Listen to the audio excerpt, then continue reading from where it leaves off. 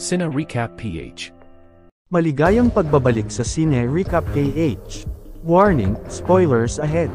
Ating tutunghayan ngayon ang kwento ng LAPD police officer ng K9 unit na matapos lumispandi na patay ang partner niyang aso sa hindi matukoy na dahilan. Ang pelikulang ito ay ipinalabas 2023 na pinamagatang Muzzle. Bago tayo magpatuloy, paki-like ang video at mag-subscribe na din sa channel na ito. Maraming salamat. Sa Los Angeles, California, si Jake Rosser ay isang war veteran na ngayon ay kabilang na sa LAPD K9 unit bilang partner niya ang police dog na si Ace. Mag-isa lang si Jake sa buhay at ang tanging tinuturing niya na lang na pamilya ay ang alagang aso. Habang nasa duty nakatanggap ito ng tawag mula sa ibang pulis na kailangan nila ng K9 kaya agarang rumaspondi si Jake sa tawag. Pagdating sa lugar napapalibutan ito ng mga taong walang tirahan, isang sasakyan ang hinabol ng mga pulis na napag-alamang ninakaw at gusto nilang ipasuri muna matapos tumakas ang suspect. Nang suriin ni Jake ang sasakyan sa pamamagitan ng partner niya na kumpirmang naglalaman ng sasakyan ng hinihinalang bawal na gamot, sinuri din ni Jake ang paligid upang masundan ang nagmamaneho ng sasakyan hanggang sa maamoy ito ng aso. Ngunit nang lapitan ng kasamahang pulis ay nagpaputok ang salarin at tinamaan ang pulis. Tumawag ng backup ang iba pang pulis nang marinig ang putukan habang iniligtas ni Jake ang sugatang kasamahan. Pinakialaman naman ng isa pang pulis ang nakitang bawal na gamot, may bomba pala ito sa loob dahilan ng pagsabog nito.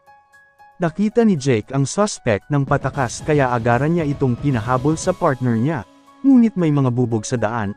Nag-alala si Jake sa alaga kaya sinuri niya muna ito bago patuloy na hinabol ang salarin sa isang gusali. Pinakawalan na niya ang alaga upang mas mabilis na mahanap ang driver, subalit iniwan ng suspect ang jacket niya sa isang lalaki kaya ito ang inatake ni Ace. Bigla ding lumabas ang suspect at inutusan ang aso niyang humiga in German na agaran itong ginawa saka siya pinaputukan. Hinabol ni Jake ang lalaki para sana pasukuan ngunit patuloy pa din ito sa pagtakbo hanggang sa mapatay ito ni Jake at nahulog sa gusali. Nang balikan niya ang alaga wala na itong buhay kaya agaran niya itong dinala sa medic, ngunit ayaw gamutin ng EMT ang partner niya dahil mauuna daw muna ang tao.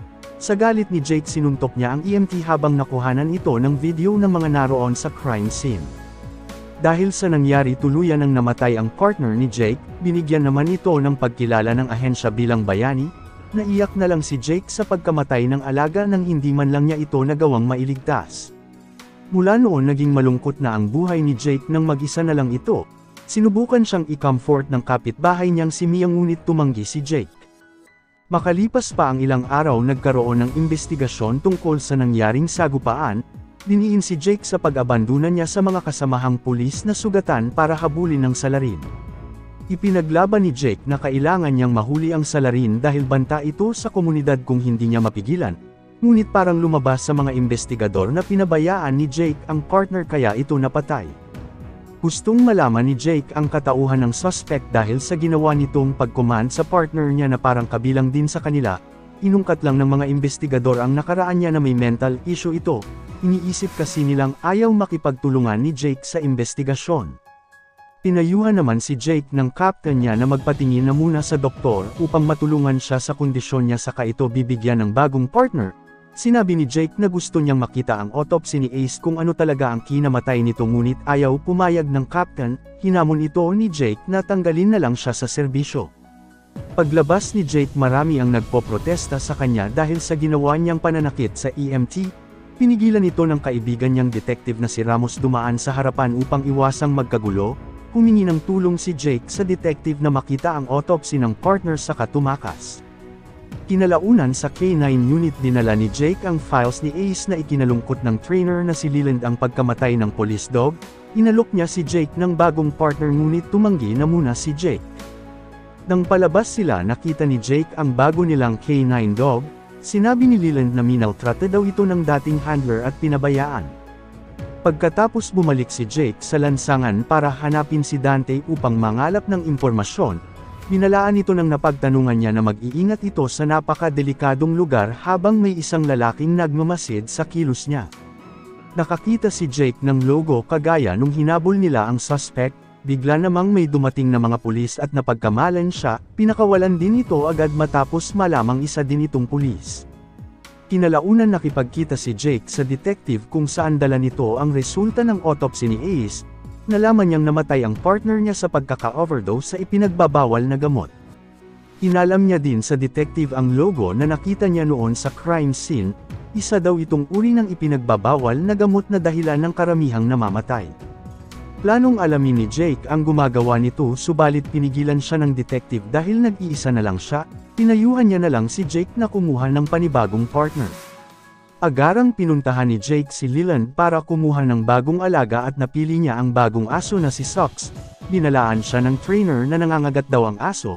Napigilan naman ni Jake ang tangkang pagkagat sa kanya, nakita niya ring naka-titanium ang pangil ng aso kaya ito na ang napili niya. Inuwi niya ito sa bahay at sinubukang paamuhin, binigyan niya ng pagkain ang aso ngunit ayaw itong kumain, gusto pala ng bago niyang alaga ay pagkain ng tao. Kinalaunan nagpunta na rin si Jake sa doktor upang magpa-therapy sa mental health problem niya, pinayuhan siya ng doktor na kailangan niyang may ibang nakakausap. Pag-uwi ni Jake pinuntahan niya ang kapitbahay na si Mia para ayain magkape.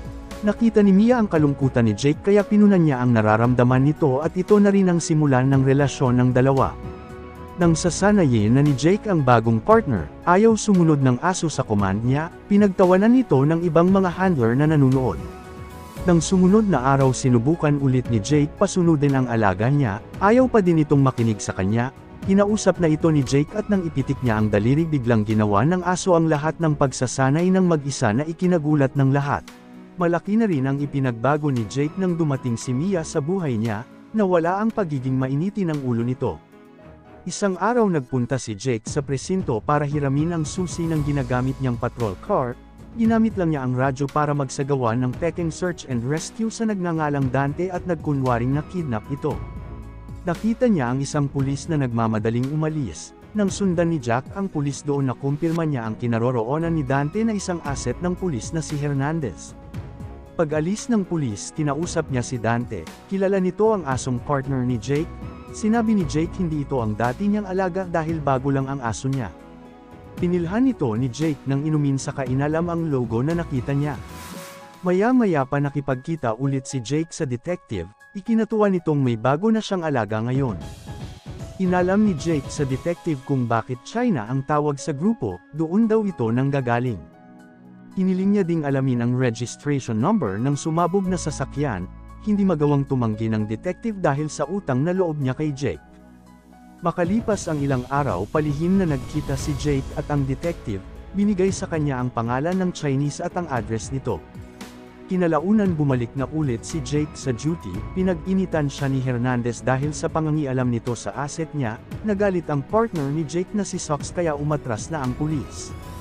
Pagkatapos pinuntahan niya ang address na binigay sa kanya ng detective, nakakita ito ng sasakyan na andun lang sa loob ang susi at mga drums sa paligid.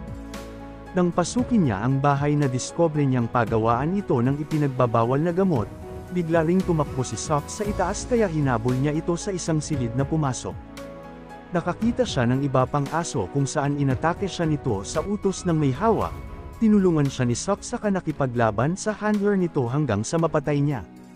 Nang makauwi na sila nagtataka si Jake kung bakit nagagalit si Socks, nalaman niyang dahil pala ito sa hawak niyang lagayan ng bawal na gamot. Naghinala si Jake na may kakaiba sa bote kaya inalam niya ito sa internet, napag-alaman niyang pagmamay-ari ng isang Chinese ang kumpanya at kinuha niya ang nakasulat na address dito. Kinalaunan sa opisina natuwa ang captain sa nadiskobre ni Jake at hinikayat niya si Ramos na magpasalamat kay Jake dahil naresolba niya ang matagal ng hawak ni Ramos na kaso. Sinabihan naman si Jake ng captain na magpatingin ulit sa doktor matapos na naman itong makapatay.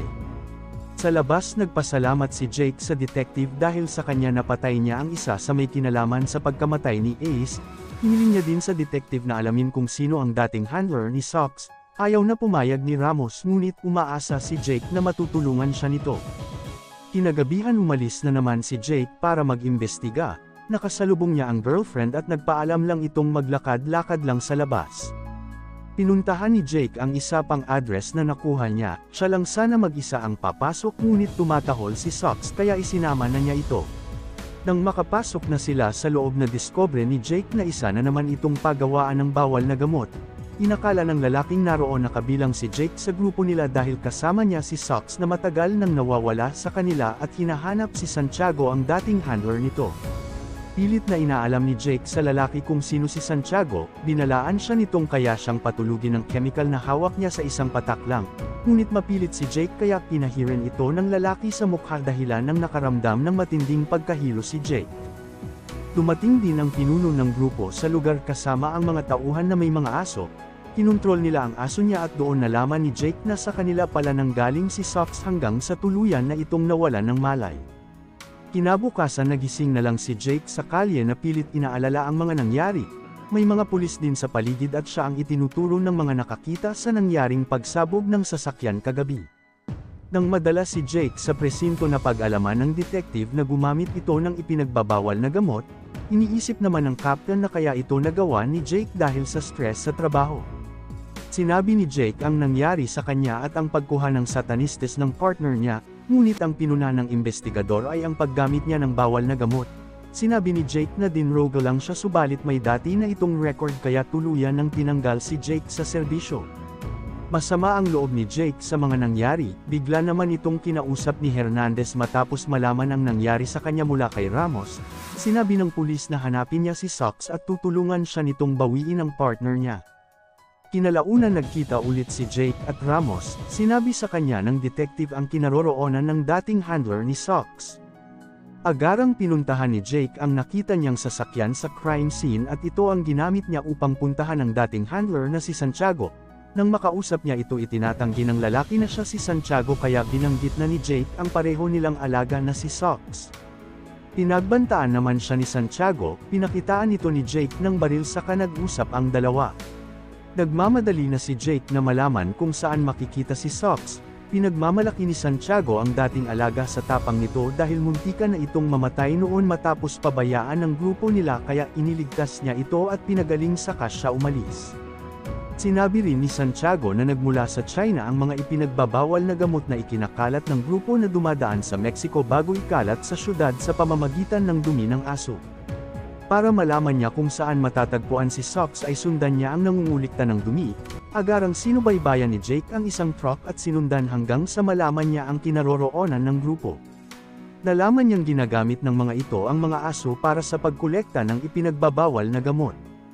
Nang makumpirma tumawag agad si Jake ng backup saka pinasok ang loob, ngunit nalaman nila na naroon siya at napalaban sa mga ito, dumating din si Hernandez upang tulungan siya.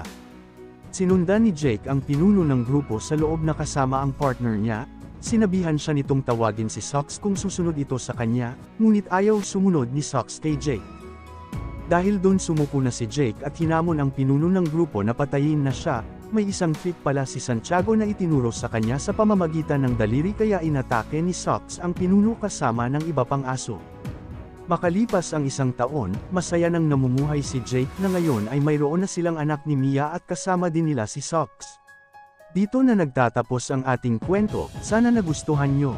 I-like ang video at mag-subscribe na din sa channel na ito. Maraming salamat sa panunood, hanggang sa muli. Paalam.